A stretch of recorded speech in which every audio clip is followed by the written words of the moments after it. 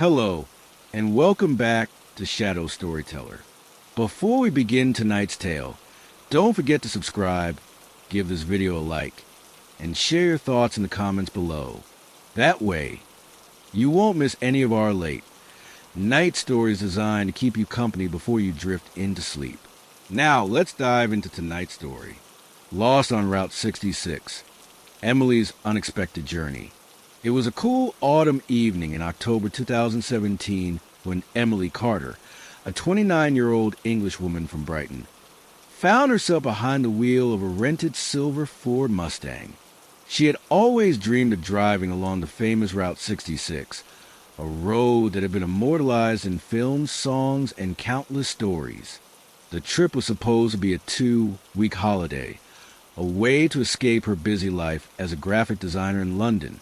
But as the sun dipped behind the vast desert horizon, painting the sky with streaks of crimson and gold, she began to realize that things were not going as planned. Earlier that day, Emily had left Flagstaff, Arizona, around 9:30 in the morning. The small city, with its cool mountain air and lively coffee shops, had been a pleasant stop. She'd spent the night in a rustic lodge near the historic railway station, jotting down notes in her travel diary while sipping black coffee. She felt safe, even adventurous. By midday, she was supposed to reach Holbrook, a town known for its petrified wood and quirky roadside motels. But somewhere along the way, distracted by the music blasting through her speakers and the open road stretching endlessly ahead, Emily had taken a wrong turn. By the time her phone lost signal, she was already miles off the main route. Dust billowed behind the car as she drove through a narrow road surrounded by nothing but desert scrub and jagged rocks. The occasional rusted road sign appeared, but most were so worn by time and sand that the letters were impossible to read. Emily's excitement began to give way to unease. The atmosphere shifted slowly. What had started as a carefree road trip under the warm afternoon sun became something altogether different as twilight crept in. Shadows grew longer, stretching like dark fingers across the cracked asphalt. A thin layer of mist seemed to rise from the desert floor, and the air grew strangely cold despite the season. Emily switched off the music, her ears suddenly alert to the eerie silence around her. No other cars, no sound of civilization. Just the faint hum of the engine and the distant howl of the wind. At around 6:45 p.m., Emily realized she hadn't passed a single town or gas station for hours. Her fuel gauge was dropping lower, and her hands trembled slightly as she tightened her grip on the steering wheel. She thought of her friends back home in England, how she had promised them postcards, stories, and photographs. She never imagined that her trip would turn into this. An unsettling detour into nowhere. Still, she pressed on. The Mustang's headlights carved 2 narrow beams into the growing darkness.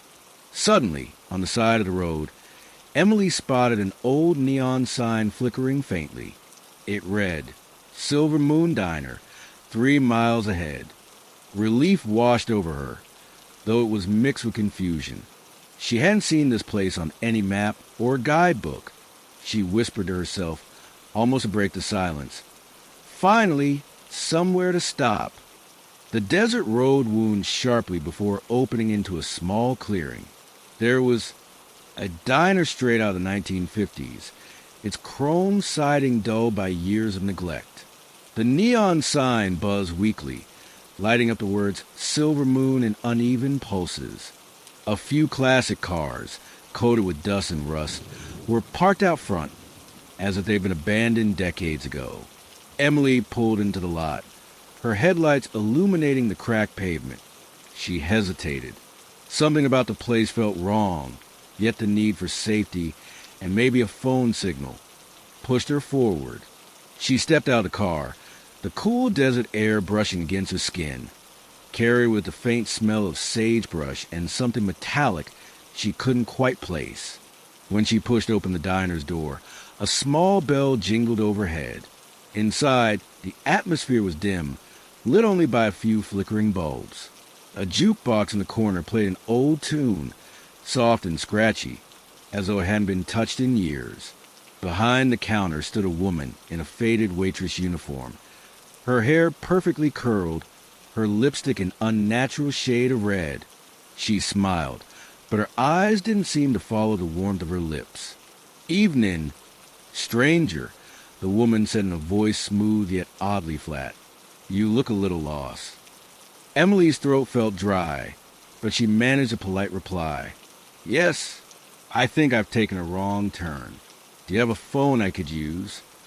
The waitress tilted her head slowly, almost mechanically, before gesturing toward the back wall where an old rotary phone hung. Emily noticed the seats at the booths. Some looked occupied, but the figures sitting there were eerily still, their faces hidden in shadow. Her heart began to race.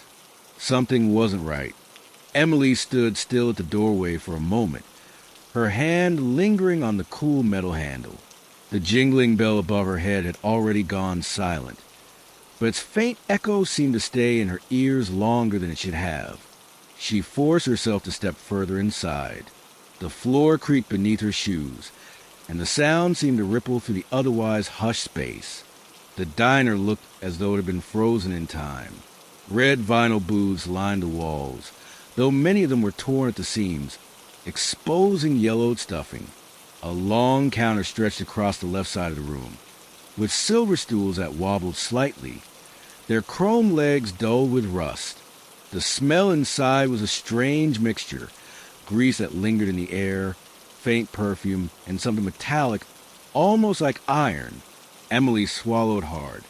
She tried to convince herself that she was only tired, that her imagination was playing tricks after a long day of driving.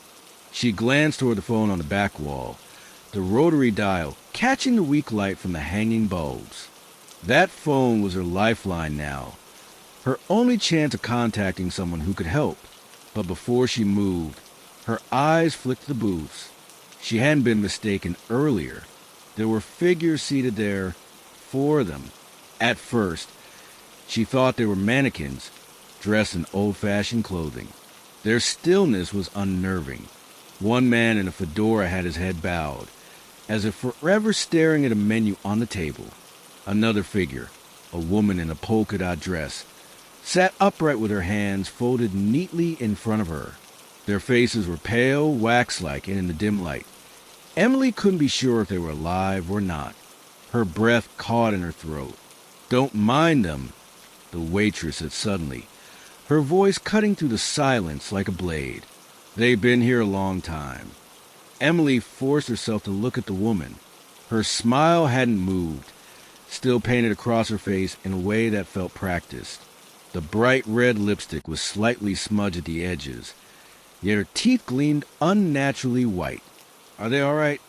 Emily asked, her voice barely more than a whisper. The waitress's eyes flickered toward the booths for the briefest second, then returned to Emily. "They're regulars," she said simply. "Always here, always waiting." Emily's pulse quickened. Every instinct told her to turn around and walk back out the door, but her mind clung to the thought of that phone. She needed to try. She walked slowly, each step echoing softly on the worn linoleum floor. The figures at the booths remained motionless. As she passed them, she dared to glance at the woman in the polka-dot dress. For a split second, Emily could have sworn the woman's eyes followed her. Just a flicker, but enough to send a chill racing down her spine. When she reached the phone, her hands trembled as she lifted the receiver. The plastic was cold, almost unnaturally so, as though it had been sitting in ice. She pressed it to her ear. Silence. No dial tone, no static, nothing but an empty void. She set it back on the hook, her hopes sinking. The waitress had moved closer now, standing just a few feet away, her hands folded in front of her apron. "No luck?" she asked sweetly. Emily forced a tight smile. "Doesn't seem to work. Do you have another phone? Or maybe Wi-Fi?" The woman tilted her head again in that unsettling way. Out here, we don't really have much use for that. Emily's stomach nodded. She wanted to ask where out here was exactly, but the words caught in her throat. She glanced toward the counter, noticing a plate of pie sitting there as though it had been freshly served. Steam curled faintly from it, though she hadn't seen the waitress carry it out. "You should sit down," the woman said softly. "Rest a while. You look tired." Emily shook her head, taking a cautious step back. "I really should keep going. I need to get back on Route 66. The waitress's smile widened, but her eyes remained strangely empty. "Route 66, she repeated slowly, as though tasting the words. "So many pass through there. So few make it all the way." Emily's heart pounded. Her legs felt heavy, but she forced herself to move toward the door. She was nearly halfway when a low sound stopped her in her tracks. It was a laugh. Dry, raspy, barely audible, but it came from one of the booths. Emily froze, her gaze snapping toward the man in the fedora. His head was still bowed, but his shoulders trembled slightly, as if with quiet amusement. She couldn't see his face, but the laugh had been real. Her breath quickened. She turned sharply and hurried to the door, pushing it open with more force than she intended. The bell above jingled again, louder this time, almost frantic. She stepped out into the cool desert night, relief flooding her chest. But the relief was short-lived. Her car was gone. The spot where she had parked the Mustang was empty, the cracked pavement bare. Emily spun around wildly, her eyes searching the lot. The diner, the old cars, the neon sign, they were all still there. But her vehicle had vanished as though it had never existed. Panic clawed at her throat. She stumbled a few steps forward, her hands gripping her head. "No, no, no," she muttered under her breath. She turned back to the diner, but the windows were dark now, the neon sign dead. The entire building looked abandoned, its chrome siding rusted and its roof sagging. It was impossible. She had just been inside. The desert around her stretched endlessly, silent and vast. The wind picked up, carrying with a low whistle that seemed almost like a voice. Emily wrapped her arms around herself, trying to steady her breathing. She felt utterly alone. Then, in the distance, she saw headlights, a pair of glowing orbs cutting through the darkness, approaching slowly along the road. Relief surged through her veins, though it was tainted with dread. She raised her arms, waving desperately. The vehicle pulled closer, an old black pickup truck that looked straight out of another era. Its engine rumbled low, and the driver slowed as he reached her. The window rolled down, revealing a man with a weathered face, deep lines carved into his skin. His hat was pulled low, shadowing his eyes. "Evening," he drawled, his voice gravelly. "You looking for a ride?" Emily hesitated, her instincts screaming caution. But the emptiness of the desert left her no choice. Yes. My car's gone. I don't know what happened." The man's mouth curled into something that might have been a smile, though it never reached his eyes. "Cars don't tend to stay long round here." She gripped the strap of her bag tightly. "Where does this road go?" He paused for a long moment before answering. "Depends on who's driving." The words hung heavy in the air, filling Emily with dread she couldn't explain. But as the desert night closed in around her, she realized she had little choice but to decide whether to climb into that truck or stay stranded in a place that seemed to bend reality itself. Emily hesitated by the side of the road, her heart pounding so loudly that she was certain the man in the truck could hear it. The desert was silent except for the low growl of his engine, its steady rhythm both comforting and menacing. She glanced once more behind her. The diner that had been there only minutes before was now nothing but an empty clearing, the faint outline of a foundation swallowed by sand and shadows. It was as if it had never existed. Her mind spun with questions. but fear pressed them all down. She turned back to the driver, whose weathered face seemed carved from the very desert itself. His eyes remained hidden beneath the brim of his hat, catching only fragments of light from the truck's dashboard. "Are you getting in?" he asked, his voice calm, patient, but with an edge that made her stomach tighten. Emily swallowed, trying to summon courage.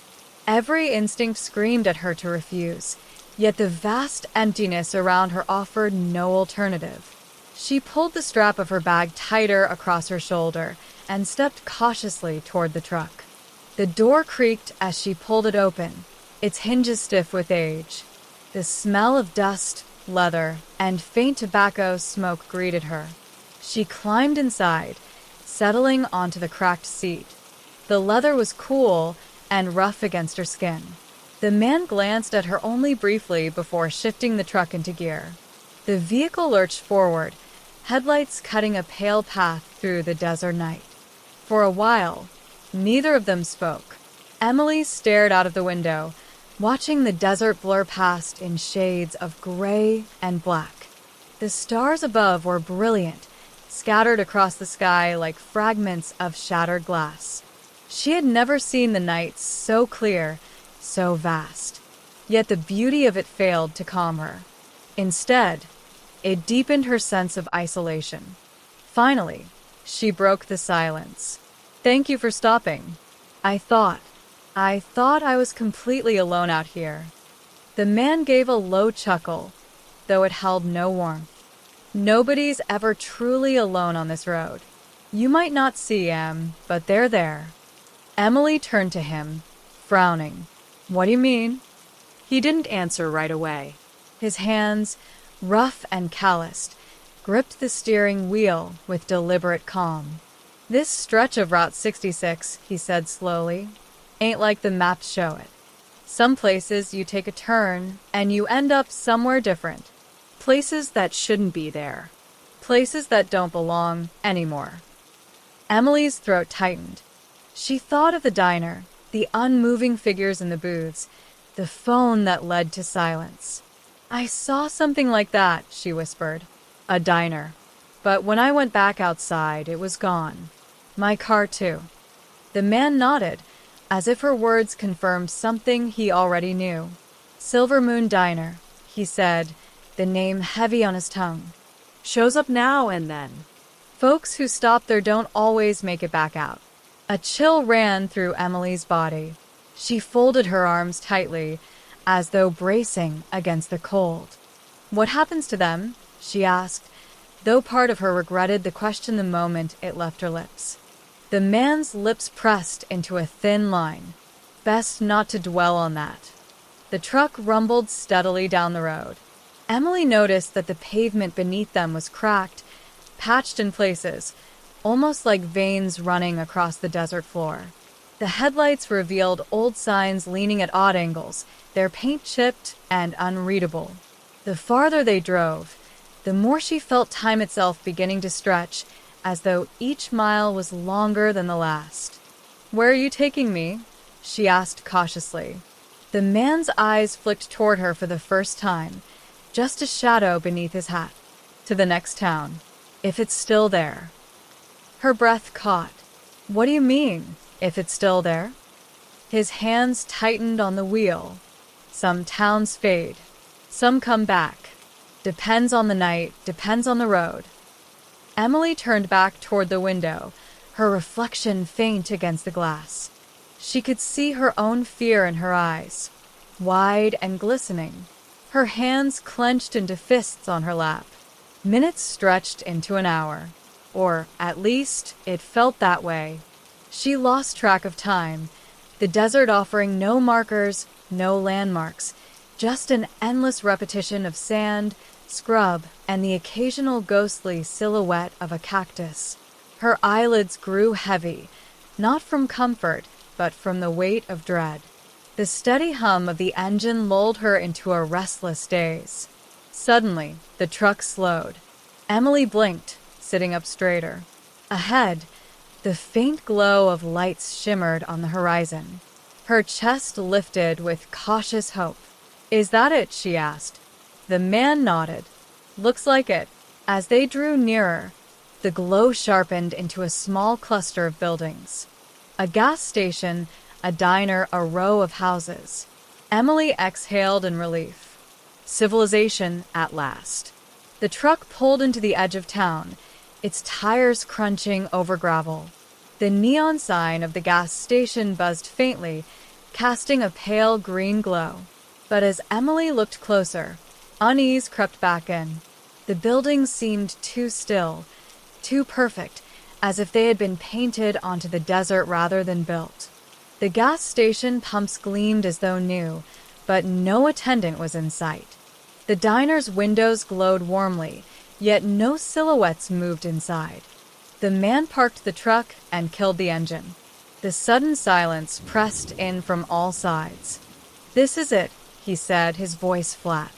"You'll find what you need here." Emily stared at him, trying to read his expression, but his face was hidden in shadow once more. "Will you stay?" she asked, her voice trembling. He shook his head slowly. "Not my place." Before she could argue, he tipped his hat slightly and opened his door. She expected him to step out, but instead, he simply wasn't there. One blink, and the seat beside her was empty, the door still closed, the truck untouched. Emily's breath quickened. She stumbled out of the truck, her legs unsteady. The town stretched quietly before her, glowing in the night, yet devoid of life. She took a hesitant step toward the gas station, her shoes crunching on the gravel. The air here felt heavy, thick, as if the atmosphere itself resisted her presence. She reached the station door and pushed it open. A bell chimed above her, eerily similar to the one at the Silver Moon Diner. Inside, rows of neatly stocked shelves greeted her. Cans, bottles, snacks, all perfectly arranged, as if frozen in time. "Hello," she called out. Her voice echoed faintly. "Is anyone here?" No answer. She walked deeper inside, her fingers brushing over the products. Everything looked pristine, untouched. She picked up a bottle of water, its label perfectly intact, its surface cool. But when she twisted the cap open, the inside was empty. No liquid, no weight, just air. Her stomach dropped. She placed it back on the shelf, her hands trembling. Behind her, the bell above the door chimed again. Emily spun around, her heart leaping. The door swung slowly shut, but no one was there. She backed away, pressing herself against the counter. The silence stretched, then a faint sound broke it, the soft creak of footsteps on the tiled floor. Emily's breath came shallow and fast. She couldn't see anyone, but the steps drew closer, deliberate, measured. She turned sharply, her eyes darting across the aisles. Still nothing. Then a voice, calm and almost familiar, whispered behind her ear. "You shouldn't have left the diner." Emily screamed, stumbling forward. She turned, but the store was empty, the aisle still, the air heavy. Her knees buckled, and she dropped to the floor, her hands clutching her head. She wanted to wake up, to find herself back in her Mustang on the real Route 66. But deep down, she knew this was no dream. The town, the truck, the diner, they were pieces of something else. A place that swallowed travelers and bent reality to its own design. And now, she was part of it. Outside, the neon lights flickered, their glow sputtering as if they too were alive. The road beyond the town stretched into darkness, endless and unforgiving. And Emily understood, with chilling clarity, that her journey on Route 66 was only beginning. Emily sat on the cold tile floor of the gas station, her chest rising and falling in ragged breaths. The silence pressed in on her, broken only by the faint hum of the neon sign outside. She tried to steady herself, clutching her knees, whispering to herself over and over that she just needed to think, to find a way back, to believe there was still a normal road waiting somewhere ahead. But the whisper she had heard still echoed in her mind. You shouldn't have left the diner. The voice had been so close, so intimate, as though spoken directly into her ear. It was impossible, and yet it had felt utterly real. Summoning what little strength she had left, Emily forced herself to stand. Her legs shook, but she managed to reach the counter. On it sat an old cash register, its surface covered in a fine layer of dust. A notebook lay beside it, its cover cracked with age.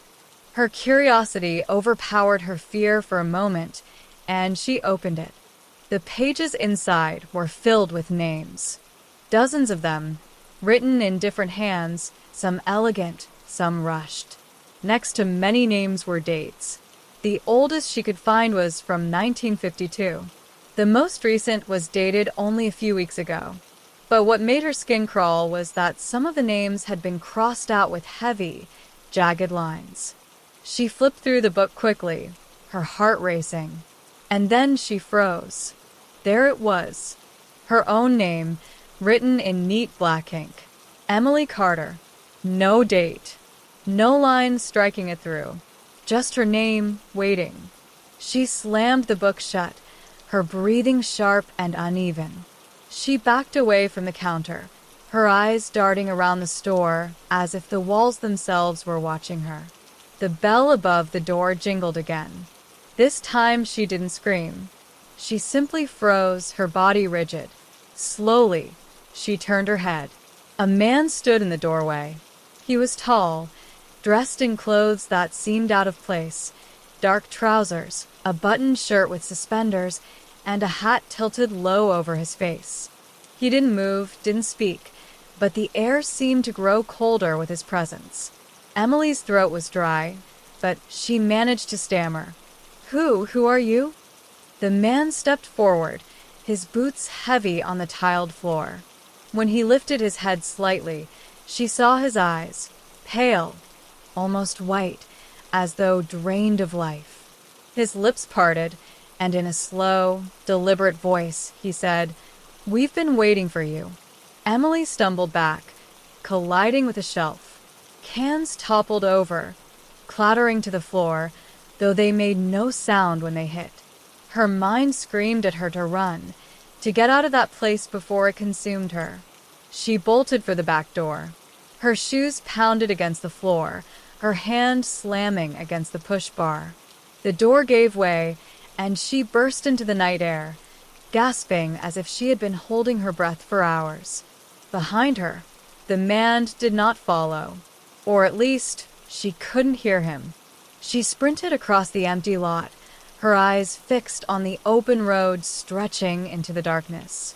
The neon lights of the town flickered violently now, sputtering in and out like dying fireflies. She didn't know where she was going, only that she needed to move. Her lungs burned, her legs ached, but she kept running, her shadow stretching long and distorted in the headlights of the abandoned truck she had left behind. When she finally slowed, her chest heaving, she realized the road ahead had changed. It was no longer cracked asphalt, but smooth, dark pavement, lined with glowing white lines as though freshly painted. It looked impossibly new, untouched by time. Cautiously, she stepped onto it. The silence of the desert gave way to a faint sound. Music. Distant, muffled, yet growing clearer with each step. She followed it, drawn against her will, until she saw another glow on the horizon. It wasn't a town this time. It was a carnival. Bright lights spun in the distance, Ferris wheel carriages rising and falling in slow rhythm. A carousel turned, its painted horses frozen mid-gallop.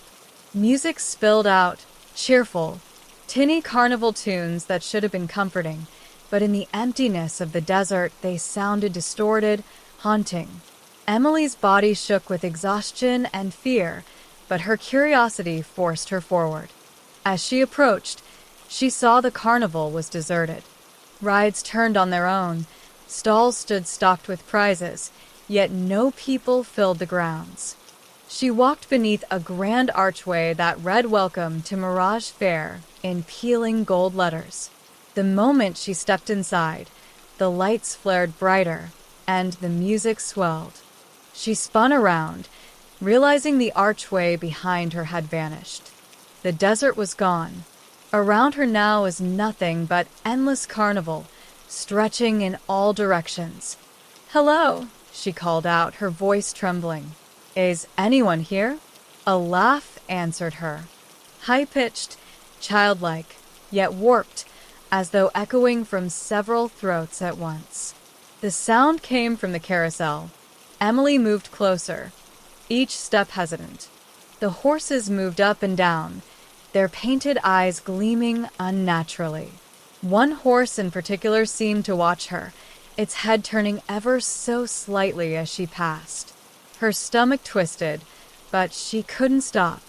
She reached the carousel's edge and touched the cool metal pole. The ride slowed, the music fading into a single low note.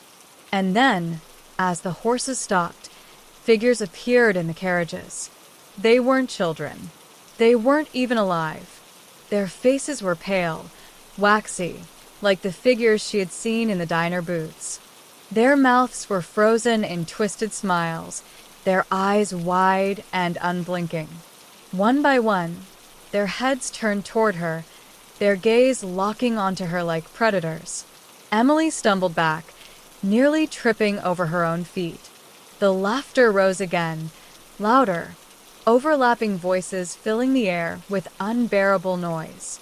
She clamped her hands over her ears, tears stinging her eyes. "Stop it," she screamed. "Leave me alone." And then silence. When she opened her eyes, the carousel was empty again, the horses frozen, the carriages bare. Only her ragged breathing remained. She turned and ran blindly, weaving through the carnival stalls. The lights flickered above her, the ride spinning endlessly in the corner of her vision. She didn't care where she was going, only that she needed to escape. Finally, she collapsed onto the ground, her body shaking with exhaustion. She pressed her palms into the dirt, only it wasn't dirt. It was asphalt. She looked up and found herself back on the road. The carnival was gone. The desert stretched out before her once more. Her body trembled violently. She wanted to cry, to scream, to wake up from whatever nightmare had ensnared her. But she knew now, deep in her bones, that she was trapped on a road that twisted reality itself. A road that swallowed those who dared to wander off course. In the distance, headlights appeared again. Another vehicle, slowly approaching. Emily wiped her eyes and forced herself to stand. The lights grew closer, and she braced herself, unsure if salvation or another horror awaited her. As the car pulled up, a voice called out. This time it was different, softer, unmistakably human. "Hey, are you all right?" Emily shielded her eyes against the glare. A young man leaned out of the window, his face concerned. His car looked modern, clean, real. For the first time that night, hope flickered inside her. But as she stepped closer, she caught sight of something in the back seat. A notebook, open, its pages fluttering in the wind. She saw her name written there, bold and black. Emily Carter. Her steps faltered. Her chest tightened. The man frowned. "Do you need help?" Emily stared at him, torn between reaching for the lifeline in front of her and retreating from yet another trap. The desert air hung heavy, waiting for her choice. And in that moment, she realized her journey on Route 66 was not just about survival. It was about finding out why she had been chosen, and whether she could ever escape a road that refused to let her go. Under the soft glow of the desert moon, Emily sat in her small rented car, parked just off Route 66, listening to the dry wind rattle across the hood. The hour was creeping past 11, and the world around her felt eerily empty. Miles earlier, she had passed a tiny gas station outside of Seligman, its flickering neon sign buzzing weakly, but she hadn't stopped. She thought she could make it further, thought there would be another station along the way. Now her fuel gauge sat firmly against empty. She leaned back in her seat, the silence pressing on her ears, broken only by the distant cry of a coyote. Her phone showed barely 1 bar of service, and the battery was draining fast. She typed a message to her brother back in London, a quick reassurance that she was fine, but the message failed to send. A small pit opened in her stomach. The desert wasn't silent, not really. The rustling of dry bushes, the chirp of hidden crickets, the occasional snap of something moving in the distance, it all made her hyper-aware of her isolation. The headlights she expected to see from another car never came. The road was empty, stretching out like an endless ribbon under the starlit sky. She remembered the man at the diner earlier that evening in Kingman. He had a weathered face, skin like old leather, and spoke in a slow drawl. When Emily told him she was planning to drive the historic Route 66 at night, his brow had furrowed. "You be careful out there," he had said, his voice carrying a weight she couldn't quite place. Plenty of folks take the road for the nostalgia, but at night it can feel like it's got a mind of its own. At the time, Emily had laughed it off. She was British, a traveler eager to soak up Americana, not someone who believed in haunted highways or desert superstitions. But sitting here now, alone with the creeping shadows, she replayed his words and shivered. Her stomach growled, reminding her she hadn't eaten since that slice of pie and coffee at the diner. She opened her backpack and pulled out a half-empty bottle of water and a chocolate bar she had saved. The sweetness grounded her for a moment, but her thoughts kept circling. Should she walk back towards the gas station? It had to be at least 10 miles away, maybe more. The night air was cool now, but the desert was deceptive. Walking alone in the dark along an unfamiliar road felt reckless. Staying in the car felt safer, yet every creak and whisper outside gnawed at her nerves. She closed her eyes and tried to steady her breathing. Images of her life in Brighton drifted into her mind. Mornings by the pier, the sound of gulls, the salty air, and her small flat near the seafront. She wondered what her friends back home would think if they could see her now, stranded on an iconic but lonely stretch of American highway. Suddenly, a sound cut through the stillness. A low rumble, faint but growing. Emily's heart leapt. She turned her head sharply, eyes scanning the road behind her. Headlights appeared, small pinpricks at first, then brighter, growing closer. Relief washed over her. She scrambled out of the car and waved her arms. The vehicle slowed as it approached, then stopped a few feet away.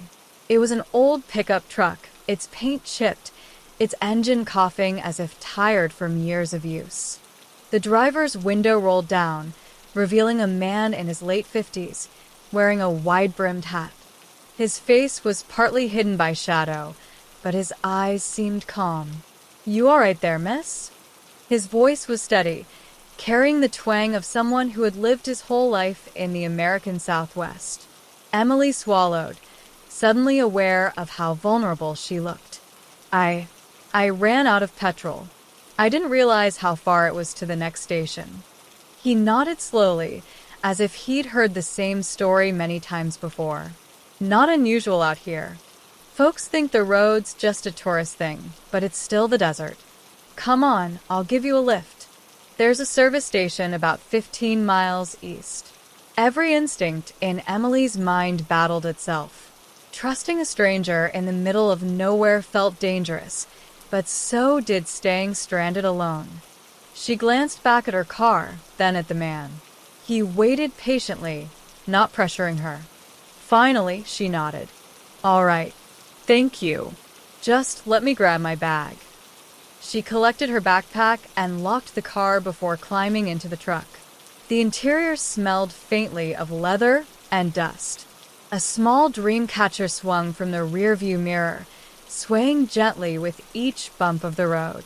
As they drove, the man introduced himself as Carl. He said he was born and raised in Arizona, spent his youth working on cattle ranches, and now lived in a small town not far off Route 66. His voice had a calmness to it, steady like the hum of the truck's engine. Emily listened, occasionally answering his questions. He asked where she was from, what had brought her to America. She explained about her fascination with the history of the road, the stories of old diners, motels, and neon signs that once guided travelers across the states. Carl smiled knowingly. This road's seen a lot, all right. Families heading west during the Dust Bowl, soldiers coming home after the war, dreamers chasing something bigger. But it's also a road that teaches respect. Folks forget that.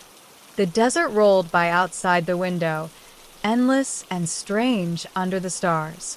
Emily felt a little safer now, though unease lingered. Something about Carl's tone, not unkind but weighted with unspoken meaning, made her curious and cautious at once. When they finally pulled into a small, dimly lit service station, Emily breathed a sigh of relief. The attendant, a young man barely out of his teens, filled a jerry can for her while Carl leaned against the truck, watching the horizon. As she paid and thanked him, Carl spoke again, his eyes still fixed on the dark road stretching behind them. Be careful where you stop along this highway. Sometimes, it ain't just the desert you need to worry about. Emily frowned, unsure how to respond. But before she could ask what he meant, he tipped his hat, wished her safe travels, and climbed back into his truck. Within moments, he was gone, swallowed by the night. Standing there with a fuel can in her hand, Emily felt both grateful and unsettled.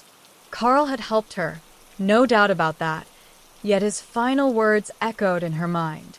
What else did he mean by not just the desert?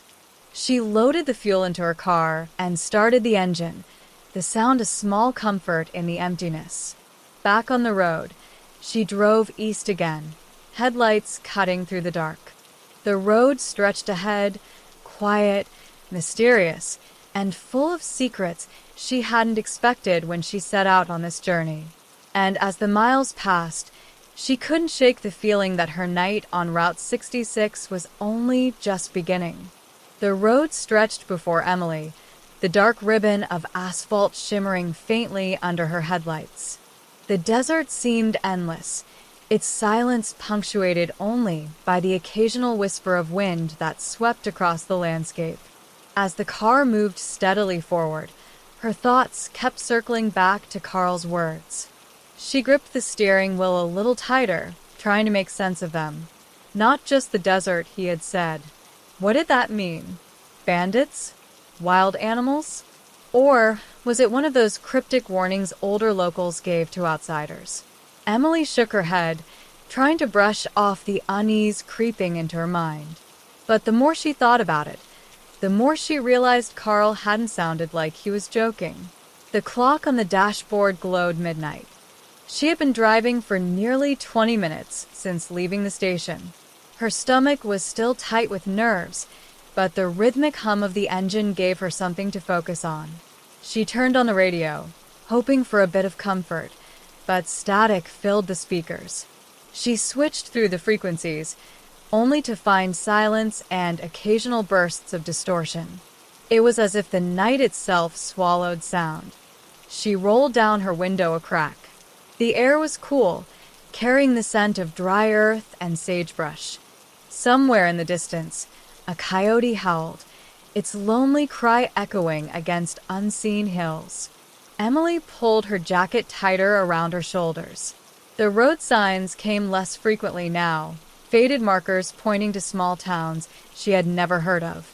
When she finally spotted one, it read, Ash Fork, 30 miles. She did the math in her head. That was at least another 40 minutes of driving. Her fuel gauge had crept upward since she refilled, but the memory of being stranded still gnawed at her. She couldn't afford another mistake. Her headlights suddenly caught something on the side of the road. At first it looked like a shadow, but as she drew closer, she realized it was a man standing there. He wasn't waving for help, nor holding a bag or belongings. He simply stood, tall and motionless, as if waiting. Emily's pulse quickened. She instinctively eased her foot off the accelerator. The man was dressed in dark clothing, his features obscured by the night. For a fleeting second, as her car passed, she thought she saw his head turn toward her, but his face remained hidden. She pressed harder on the accelerator, her car speeding ahead, her heart hammering against her ribs. Glancing at her rearview mirror, she saw nothing. The figure had vanished into the blackness. She tried to calm herself, telling her mind it could have been a hitchhiker, maybe someone waiting for another car, maybe just a trick of the light. But deep down, she knew what she saw.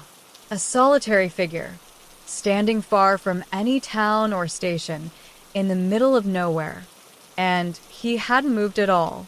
The night grew heavier around her, as if the stars themselves dimmed. The road narrowed, winding through low hills, and Emily kept her eyes fixed on the center lines. Every mile felt stretched, as though time itself slowed. When she finally spotted the faint glow of lights in the distance, relief surged through her.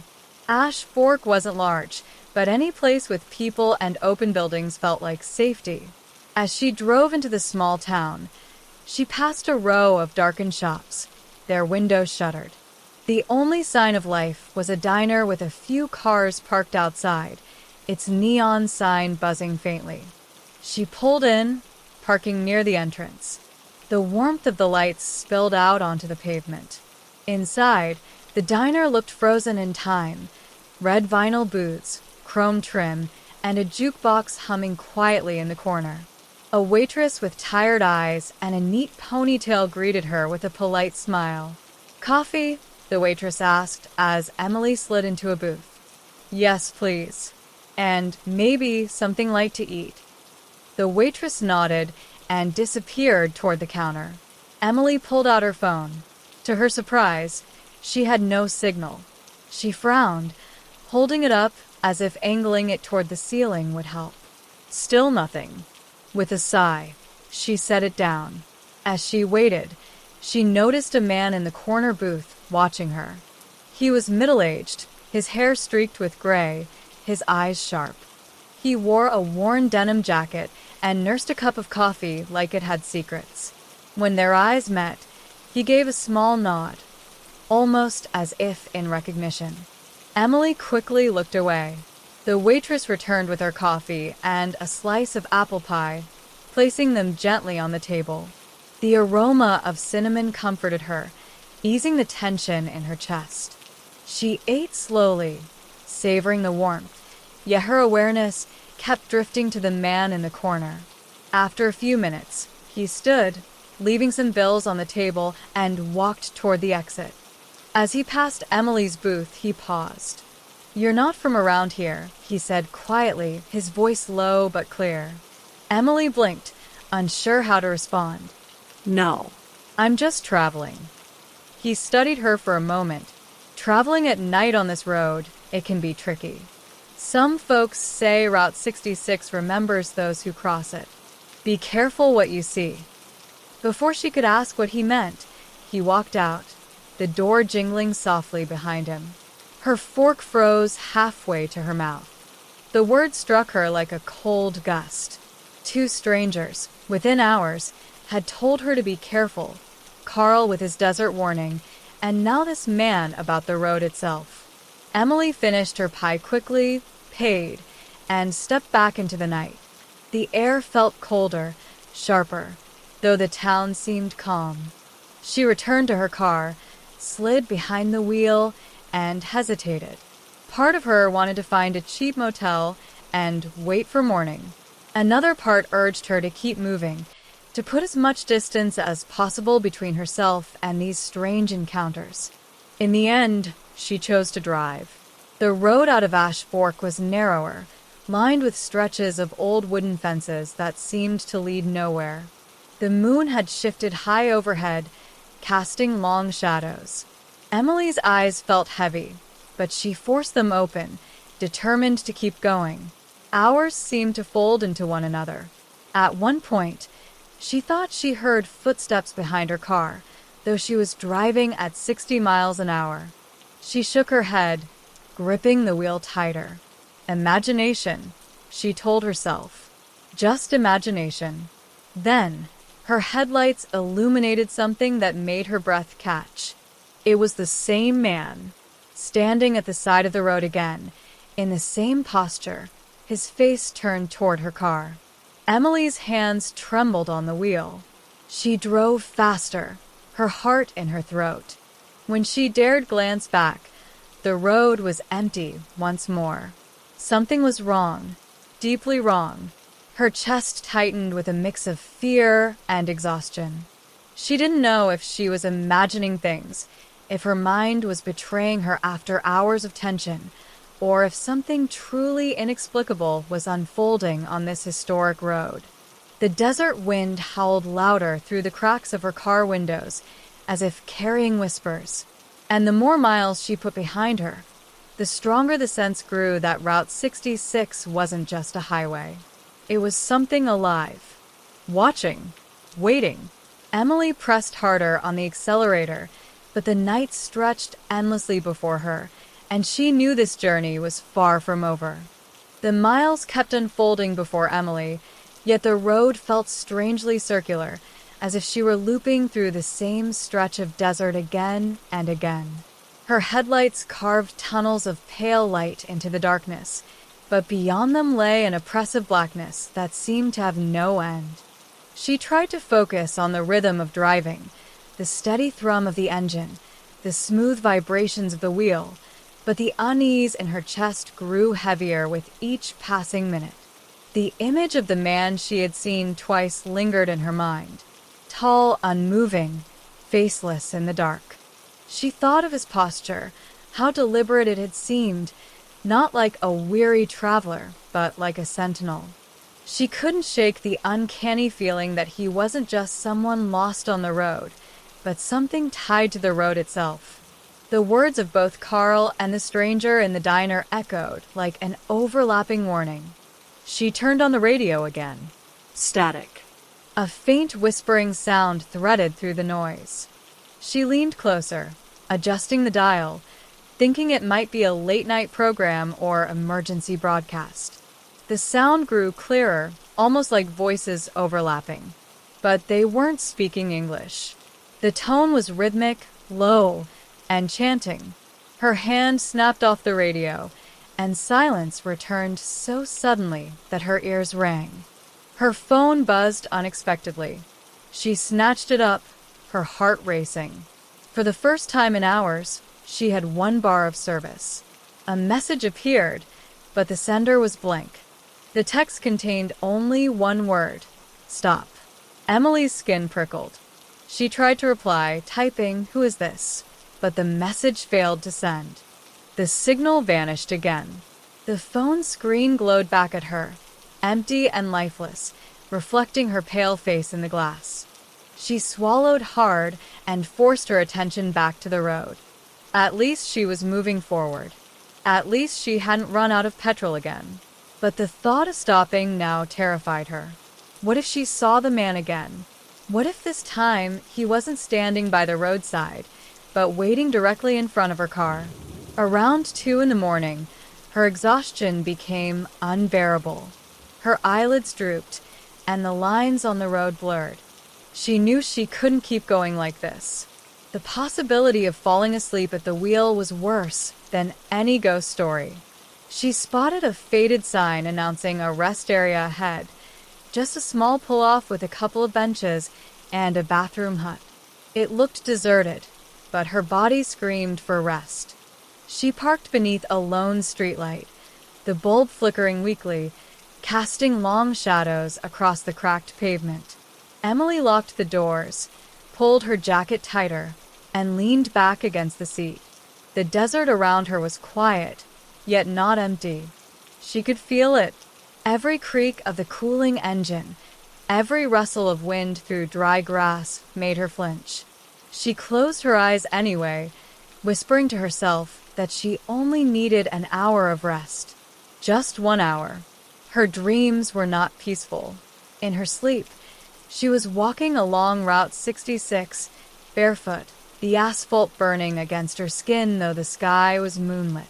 The man stood in the distance, but now she could see his face, or rather, the absence of one.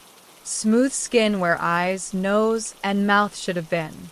He raised one arm, slowly pointing down the road. Behind him, dozens of others began to appear, all identical, all faceless, all silent. They lined the roadside, stretching into the horizon, waiting. She woke with a sharp gasp, her body drenched in sweat. The streetlight above her had gone out. She grabbed her phone. It was 3:30 in the morning. The darkness felt thicker now, pressing against her windows. Then she noticed it. A figure stood just at the edge of the pavement, beyond the hood of her car. Emily froze, her breath caught in her throat. The shape was unmistakable, tall and motionless, staring directly at her. She didn't dare move, didn't dare even blink. For a long moment, she thought she was still dreaming. But then, a faint shift, its head tilted slightly, unnaturally slow. Her body reacted before her mind did. She turned the ignition. The car roared to life, and she sped away from the rest area, gravel spitting beneath her tires. Her hands trembled on the wheel, but she didn't look back. She couldn't. For miles she drove blindly, guided only by the white lines and the desperate need to put distance between herself and whatever had been watching her. Her chest ached with shallow breaths, her body tense as though it might shatter. Finally, as dawn began to break, she saw the sky pale with the first hints of morning. The sight of light creeping over the horizon felt like salvation. The desert slowly shifted from black to shades of gray, then to muted orange. Emily exhaled shakily, as if the night had been holding her hostage. She pulled into a tiny roadside motel just outside Williams.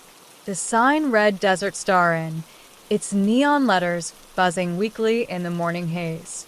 She parked, checked in with a half-asleep clerk who barely glanced at her passport, and stumbled into a small, dusty room. The bedspread smelled faintly of mildew, but she didn't care. She collapsed onto the bed, exhaustion swallowing her whole. When she woke hours later, sunlight streamed through the blinds. It was nearly noon. Her body ached, her mind foggy, but the horrors of the night clung to her memory like burrs. She reached for her phone, relieved to see full signal bars again. Dozens of messages from her brother had piled up, asking if she was safe. She typed a quick response, just that she was fine, though her fingers hovered as she debated whether to tell him the truth. But what was the truth? That she had seen a faceless man? That strangers on the road had warned her with cryptic words? That her phone had received a message from no sender at all? She erased the draft and simply wrote, "I'm okay. Tired. I'll call later." After showering and forcing herself to eat, she stepped outside. The desert in daylight looked almost harmless. The wide sky was brilliant blue, the horizon endless, the land shimmering with heat. Tourists with cameras bustled near a gift shop across the street, laughing, pointing at Route 66 memorabilia. Emily felt a strange disconnect, as if they existed in a different reality than the one she had endured hours ago. Carl's words haunted her still. The stranger in the diner, too. The faceless man most of all. She wondered whether to continue her journey or abandon it altogether, book the next flight out of Phoenix, and return to Brighton with her sanity intact. Yet something deeper stirred in her chest. A pull. A question unanswered. Because what if she was meant to see those things? What if her journey down Route 66 wasn't just bad luck or hallucination, but an invitation? Emily lingered at the edge of the motel lot, staring back at the stretch of highway she had come from. The morning traffic buzzed lightly, a family in a minivan, an old couple in a convertible. Ordinary life returning to the road. But behind the sunlight, she could still feel the night breathing. She knew, somehow, that the road wasn't done with her. And she wasn't sure if she wanted it to be. Emily lingered outside the Desert Star and longer than she intended. The midday sun was already fierce, baking the asphalt of the parking lot until it shimmered like liquid. The smell of warm dust and dry sage filled the air. She shaded her eyes with her hand, staring at the ribbon of Route 66 stretching into the horizon. It looked harmless now, almost inviting, yet her body stiffened at the memory of last night. Inside the motel office, the sleepy clerk had mentioned that Williams was only a short drive east. A small town lively with tourists, it was known as the gateway to the Grand Canyon. Emily almost laughed at the contrast, families snapping photos in front of neon signs while she wrestled with memories of faceless figures and cryptic warnings. Still, something tugged at her. She couldn't abandon the road. Not yet. The mystery gnawed at her, demanding an answer. By 1 o'clock, she was back in her car, engine humming steadily. She drove eastward, letting the rhythm of the tires calm her nerves. The sunlight softened the sharp edges of her fear, though it didn't erase them. As she approached Williams, the scenery changed. The desert gave way to patches of pine forest, the air carrying a faint scent of resin. The town appeared as a collection of low buildings painted in bright colors, adorned with Route 66 murals. Signs for diners, souvenir shops, and motels lined the main street, all promising nostalgia and authentic Americana. Emily parked and wandered on foot, blending in with tourists who carried cameras and shopping bags. She entered a diner decorated with black and white photos of 1950s cars and smiling families. The waitress greeted her warmly, as if Emily's exhaustion and unease were invisible. She ordered a sandwich and iced tea, trying to appear casual. As she ate, her eyes drifted to a framed article on the wall. The headline read, "Mysterious Disappearance on Route 66, 1972. Her heart skipped. She stood, moving closer. The article was yellowed with age, but the words were still legible. It told of a young couple from Oklahoma who vanished one night while driving between Ash Fork and Williams. Their car was later found abandoned at a rest stop, doors locked, no signs of struggle. The only witness had been a trucker who claimed to see a strange figure standing by the roadside, but police dismissed it as imagination. The case remained unsolved. Emily sat back down slowly, her appetite gone. She thought of the faceless man she had seen twice. Her chest tightened. Could the same apparition have haunted others for decades? The waitress returned with the bill. Emily hesitated, then asked, "Do you know anything about that article on the wall?" The woman glanced at it and gave a small shrug. "Old story. Folks around here like to talk about ghosts on the highway. Some say people vanish. Some say it's just the desert playing tricks on tired minds. I wouldn't take it too seriously, hon." But the way the waitress avoided her eyes made Emily wonder if she believed her own words. After leaving the diner, Emily walked through the small town. The cheerful chatter of tourists felt like a veil hiding something deeper, a silence that pressed in from the outskirts. She stopped at a bookshop filled with Route 66 guides and local histories. One slim volume caught her eye, Legends of the Mother Road. She bought it and carried it to a quiet bench. Flipping through, she found a chapter titled The Watchers of Route 66. According to the book, travelers had reported seeing tall, silent figures standing by the road since the 1930s. Some described them as men in dark clothing, others as faceless shadows. They were said to appear most often to those driving alone at night, and sightings were often followed by breakdowns, accidents, or even disappearances. Emily closed the book, her hands trembling. This was no longer just her imagination. Others had seen them for nearly a century. That evening, she checked into another motel, a slightly nicer one with clean sheets and a neon sign that buzzed outside her window. She lay on the bed, staring at the ceiling, the book beside her. She thought about calling her brother in Brighton, telling him everything. But how could she? He would think she was hallucinating, maybe even losing her grip. Instead, she whispered to herself, "I need to know." The next morning, she packed her things, fueled the car, and continued east. Her next destination was Flagstaff, a city surrounded by ponderosa pines and mountains.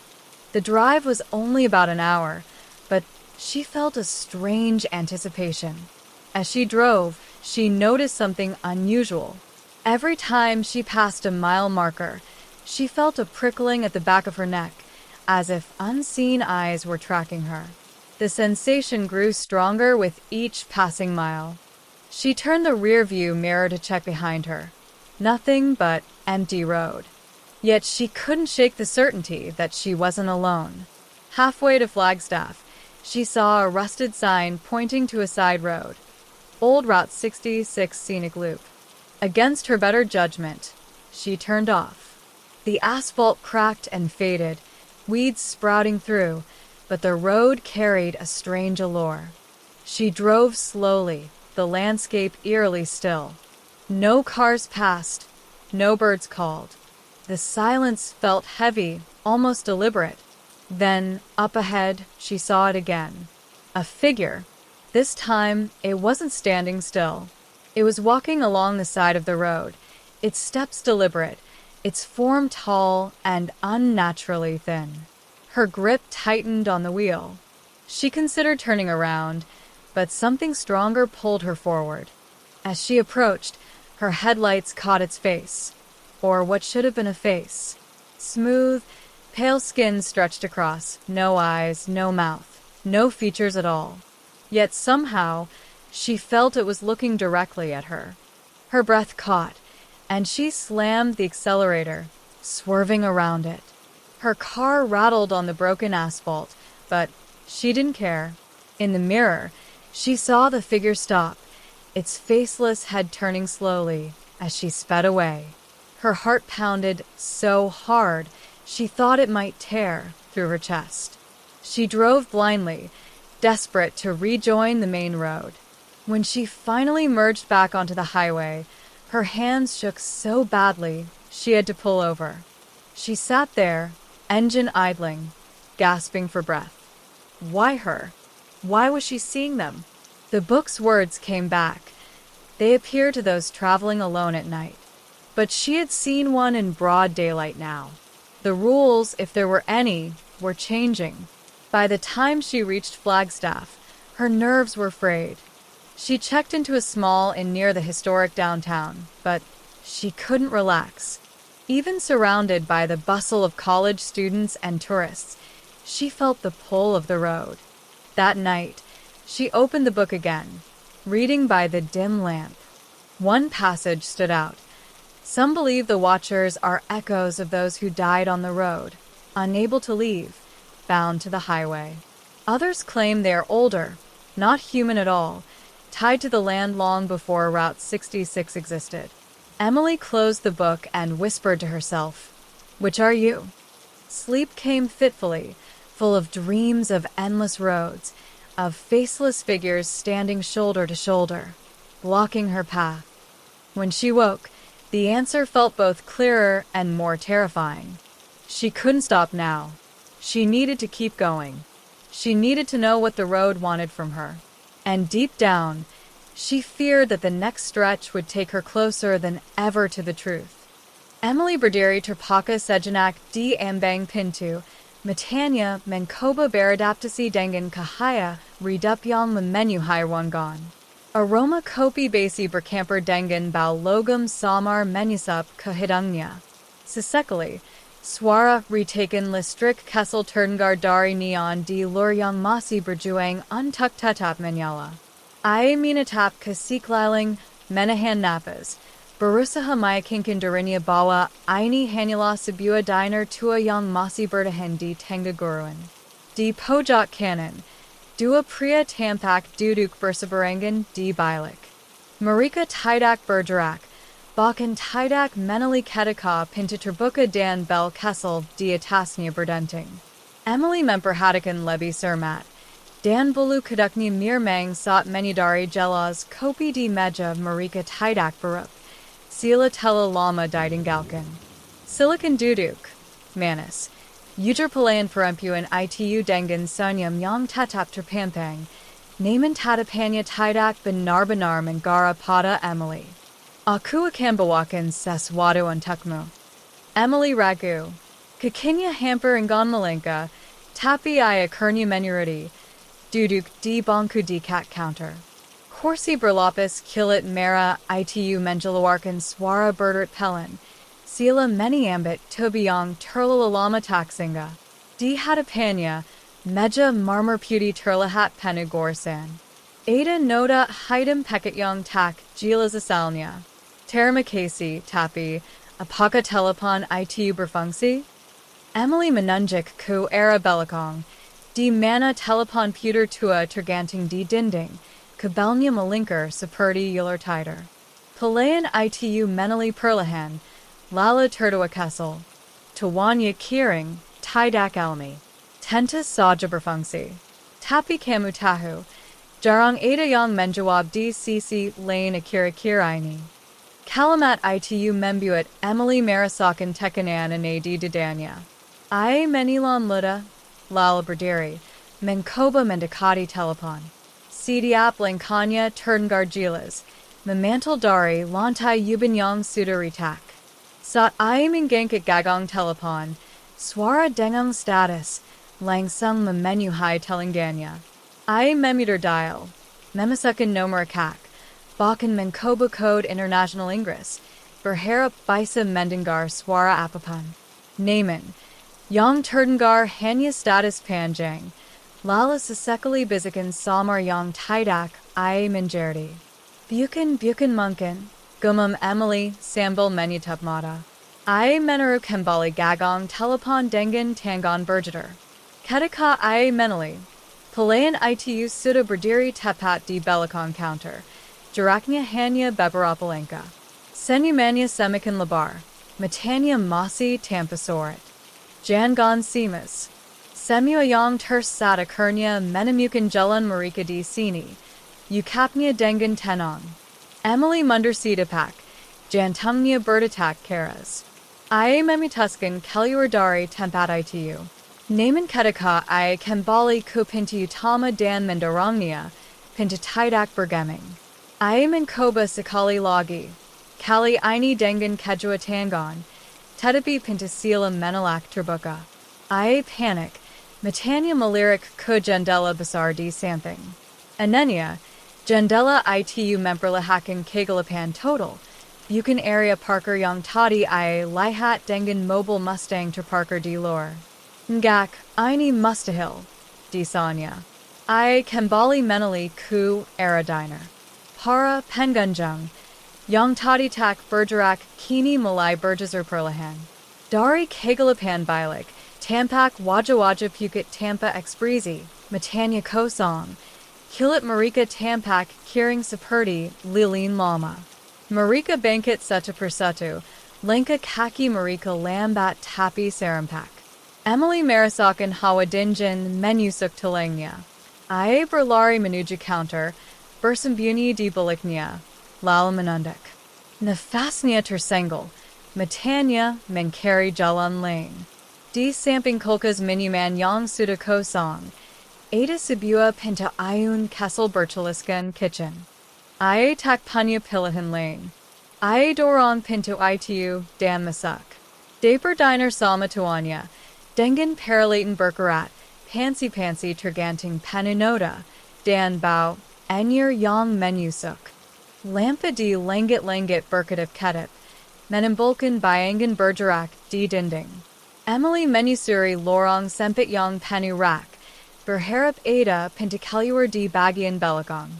Naaman, Katika I Sampai di Ujung, Pinta Logam Yang Seharusnia Menuju Kebelikang Justru Terkunci Rapat. I Mengentamnia Dengan Bahu, Menakan Gagong, Tapi, Sia. Sat I Berbalik, I Melahat Sesuatu. Di Meja Stainless di Tanga Daper. Ada Sibua Buku Tibel, Kalitnya Heitem Lesu. Debut Menu de Pina, Tapi Gilas Itu Sita Lama Barada di Sana. Emily Mendicat, Meski Tabunya Jematar. I Membuka Perlahan, Dan Menemukan Halaman Panu Dengan Nama, Tangal, Dan Lokasi. Seperti Katatan Tiemu, Naaman Semuanya Barakar Dengan Tangal Yang Sama. Highland. Matanya Membesar Katika, I Menemukan Sibua Entry. Tanglenya Tertullus 12 October 1957. Nama, Daniel Carter. Lokasi, Brighton, England. Dara Emily Secan Berenti Mengaler. Nama Keluargania. I Terangat Sarita Kakenya Tentang Sadera Yang Mengalang Dalam Perjalanan Kerja Ku Amerika Pulahan Tahun Lalu. Selula de Kaira Mitos Keluarga. Tapi di Sini, Namanya Turkatat Jilas. Swara Dentingan Turdengar Dari Ruang Makan. Lenka Kaki Mendicat, Makan Lama, Makan Jilas. Emily Menutup Buku Itu Terburuburu, Lala Menulipkanya di Ba Linganya. I Menali Kusikliling. Di Sudit Wangan. Ada Sibua Tonga Kessel Menurun Koba Tana. Tampa Piker Panjang. I Berlari Kusana, Menuruni Anak Tonga Dengan Sipat. Meski Jelup Semikan Peket. Udara di Ba Semikan Dinjan, Lembapt, Dan Berba Tana. I Maraba Dinding, Menkari Saklar Atau Sumber Kahaya, Hinga Kurnia Melahat Kahaya Samar Dari Lampa Bolum Tua di Ujung Lorong. Lorong Itu Panjang, Sempit, Dengan Pintu Keu di Kajuasisi. Dari Balik Pintu, Turdengar Bizikan, Tanjasan Liri, Dan Sisekali Katukan Pelin. Emily Menutup Telanganya, Matanya Berlinong, Tapi I Terrace Bergelin. I Tahu I Tidak Bisa Kembali Koratas. Ketika Sampai di Ujung Lorong, I Menemukan Sibua Pintu Besa Yang Berbeda Dari Yang Lain. Pintu Itu Berat, Dengan Roda Besai Untuk Membukanya Seperti Pintu Kapal. I Puter Roda Itu Dengan Segala Tenaga, Hingga Kurnia Pintu Terbuka. Udara Dinjan Dari Luar Menyapa Wajahnya. Naaman, Yang I Lihat Bukanlah Guruan Malam Arizona. Di Depannya Terbentang Jalan Luris Dengan Papan Ku Bertuliskan, Route 66. Di Sisi Jalan, Mobile Tua Melintas, Dan Papan Eichland Bergaya 1950. And Berdiri Coco. Emily Berdiri Ternganga. I Seek and Tela Menembus Waktu. Suaranya Berjeder Katika I Bergamum. Apa yang terjadi padaku? Dari Kajahan, Sibua Truk Tua Mendicat, Lampunya Menulakan Mata. Penjamadinia, Sirang Priya Berjacket Kilit, Menepikan Kendaran Dan Melangak Kelluar. Buddha Tumpangan Miss? Tanyanya Dengan Aksan America Sela Tanyang Kental. Emily Minatap Sikliling Sakali Lagi. Diner Silver Moon Suda Tidak Ada di Belakangnya. Hanya Padang Pazar Dan Jalan Luris Menuju Entakumana. Ia Berdiri Diam. Buku Heitem Masi di Pelikanya. Jantungnya Berdebar. Pikirannya Kakao. Apakah Ia Masi di Tahun 2017? Atau kini Ia terjebak di masa lalu? Truk Itu Berhenti Mesinnya Berderam. Sang Penjamudi Masi. Menunggu jawabannya. Emily Tahu. APA Pun Pilihannya akan menentukan apakah Ia bisa kembali atau selamanya hilang di Route 66. Emily berdiri di pinggir jalan. Tubuhnya berjeder olah dingin malam dan rasa takut yang bercampur dengan kebingungan. Truk tua Itu masih menunggu. Lampu depannya memantulkan cahaya ke wajahnya, membuat Ia harus menyipikan mata.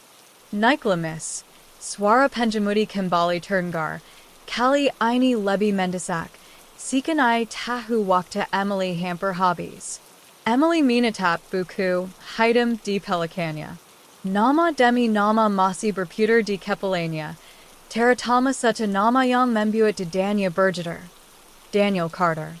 Apakah mungkin orang itu benar-benar saudara kakeknya? Dan jika iya, apakah ia juga pernah berdiri di titik yang sama, dipaksa memilih jalan yang tidak dimengerti? Ia menilai ku era tempat seharusnya diner berdiri. Tidak ada bangunan, tidak ada cahayaan. Hanya jalan lurus dan padang gurun yang sunyi. Suara jangkrik samar terdengar, ditemani angin malam yang berdesir, seakan alam berskongkol untuk menutup mulut tentang apa yang sebenarnya terjadi. Emily menarik napas panjang.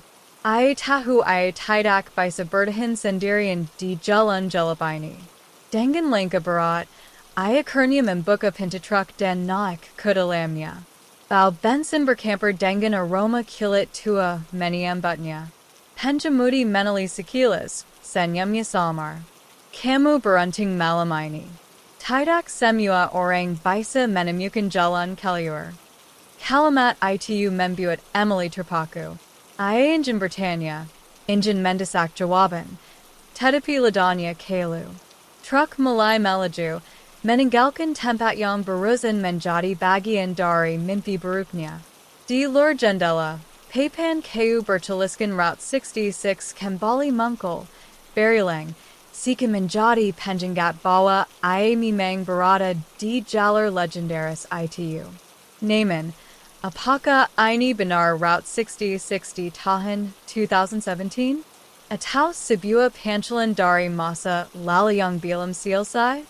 Emily menunduk, menatap buku hitam di pingkuannya. Ia membuka halaman terakhir yang kosong, dan terperangah melihat tinta perlahan muncul dengan sendirinya. Huruf demi huruf membentuk baris menuliskan. Emily Carter, Brighton, England. Tanggal 14 Oktober 2017. Status, hilang. Buku itu berjudul Halis di Tingganya. Emily membuku, Keringat Dinjan Menggalir di Pelipisnya.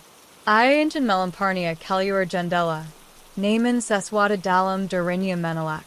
Ia tahu buku itu adalah kunci, entah menuju jawaban atau menuju kehancuran. Pengemudi melariknya sekali lagi, mata pria itu memantulkan cahayanya. Jangan takut miss. Semua orang yang tersesat punya tujuan. Kamu hanya bila menjadinya. Emily menatap jalan di depan. Garis putih di aspal sila tak berajang, seperti menariknya semakin dalam. Di kejauhan, lampu-lampu kota Kessel mulai terlihat.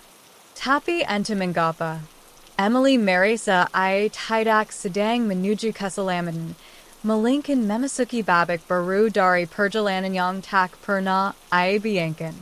Dan di detik itu, ia sadar. Route 66 bukan hanya sekedar jalan raya. Bagi mereka yang tak sengaja tersesat, itu adalah jalan antara dunia nyata dan sesuatu yang lebih gelap, lebih tua, dan lebih sabar menunggu jiwa-jiwa baru untuk bergabung. Truk terus melaju, meninggalkan gurun yang kini kembali tenang. Emily memejamkan mata, berbisik pada dirinya sendiri, apakah aku akan kembali atau ini adalah akhir dari perjalananku? Tidak ada yang menjawab. Hanya dari mesin, jalan tak berajang, dan bayangan panjang Route 66 yang menelan dirinya ke dalam misteri abadi.